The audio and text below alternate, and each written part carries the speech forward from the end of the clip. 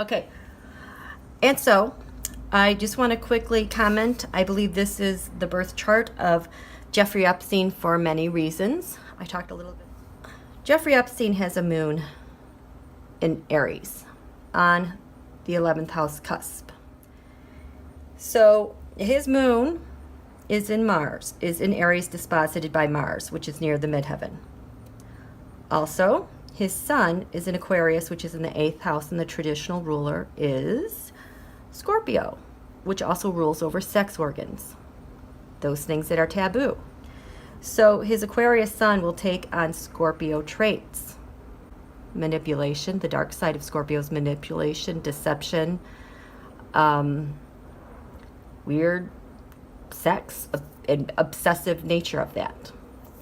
You add that spin with some Neptune with delusion, and that Mars, everything that we strive to become, his moon and Mars, this is always on his mind. I'm not surprised when Jen Lynn Tarot was talking about how he has a sex addiction. He does. Okay. So there's that. So let's go back in time. Let's go through this timeline. This was the death chart for him. Okay, so we know that there were a lot of people involved to pull this off. Epstein is represented by the sun in the chart of death because the ascendant rules him. The co-ruler of the chart is the moon. We also know that the devil was the card of the reading when I did the original Tarotoscope, which I have here, which I am linking to Saturn. I'm also hearing that someone said, oh, he was dead for an hour or 2 hours. I think that is false, because if that cues people to go look at an hour or 2 hours prior to when he died, they're not going to really see much, in my opinion, because people are still trying to get in position. So at 4:28 a.m., here we have Epstein is asleep. And outside of his cell, now we have this person, Mercury, represented by the Page of Swords. And so these guys, these henchmen, they're kind of getting in place, okay? Venus is on their way to the jail cell. They'll arrive maybe in an hour. Mars. At 4:59 a.m., now it's about a half hour later, Mars now has entered the first house. Mars in the first house is kind of deadly. You don't want to come across a person who's angry who has a Mars in their first house. I mean, think about George Bush with his Pluto in the first house. He liked war. Since Mars now is in the first house, the go time is near, but it's unaspected right now. We have Uranus is now rising more in the 10th house. Remember, the orders came from the opposition, and Uranus was in the 9th house of long distance travel. Okay?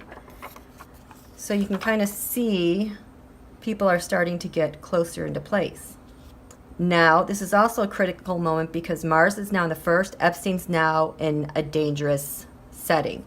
18 degrees, now Neptune, who's the Five of Wands, part of Trump's mini mafia, arrives. And now they're in place where they need to be. In Five of Wands, yes, Jared knows this person. This person is kind of like the master overseer of the operation to make everyone is where they're supposed to be, make sure that it's done, and that they can just get in and get out. This is kind of the person who's organizing it. This location to me is they're in that building somewhere. They're above the street level, kind of like maybe a hidden area, a darker area, but it's kind of humid, like maybe a boiler room.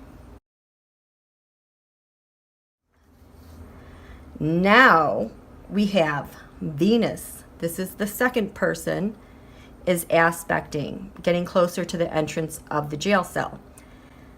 Jared also knows this person. From the sense I get is this person is not from the United States. He's more of a Putin guy, and he is a killer. The devil has entered the room.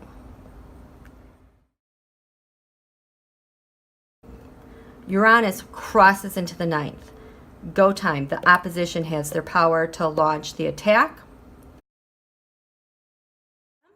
At 6 o'clock a.m., Venus is now in the cell. So now we have Mercury and Venus there with the sun.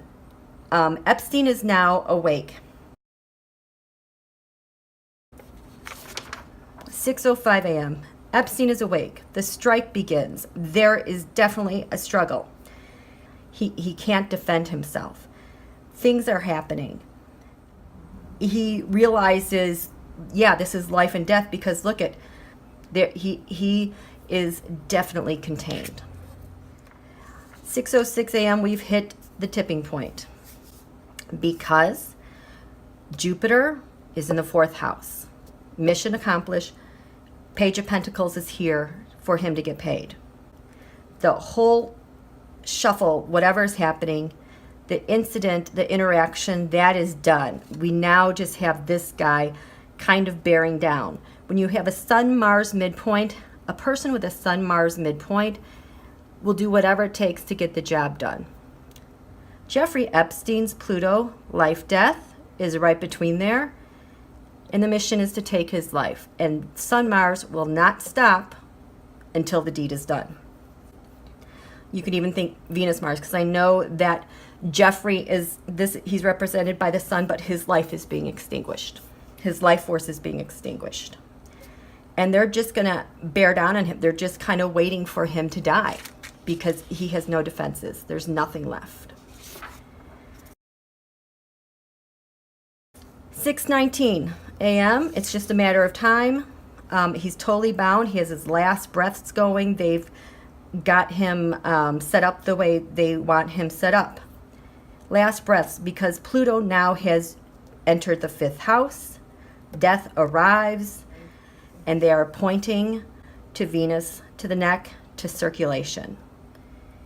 He's done. Look at, this is the part of life, is 29 degrees Leo. 29 degrees is an anoretic point. It's a life-taking point. He is dying, or going to be very shortly dead.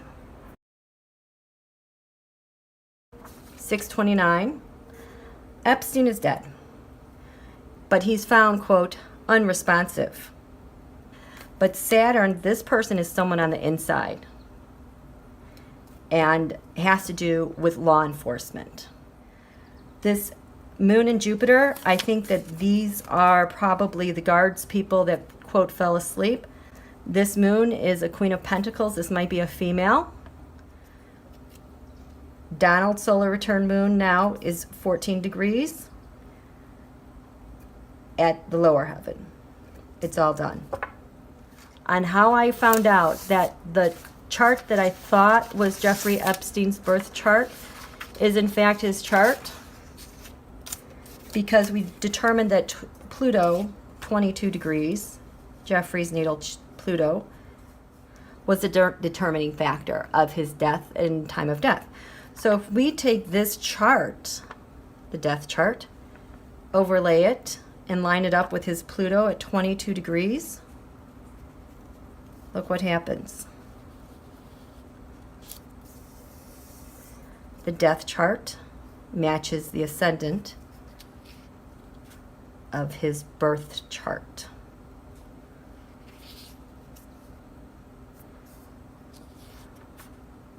Kind of crazy. Life, death, transformation.